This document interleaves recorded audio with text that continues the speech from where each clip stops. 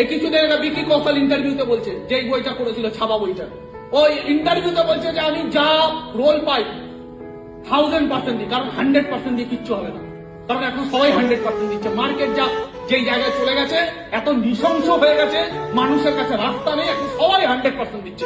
100% দিও না, 1000% দাও, বেশ দাও, নিংড়া দাও, এর থেকে বেশ যেন কেউ করতে না পারে, এতটা ডুবে যাও এর থেকে বেশ যেন কেউ করতে না পারে। নিজেকে বোঝাও যে আমার থেকে বেশ স্মার্ট ভ্যালু কেউ করতে পারবে না, আমি এতটা ভাটিয়ে করবো, আমার থেকে বেশ সর্বস্ব দিয়ে দাও। তুমি এইটুখানি পারো, সর্বস্ব দাও, ওইটুখানি সর্বস্ব দাও। যে সর্বস্ব দিতে পারে ওপরা একটা সর্বস্ব দেয়।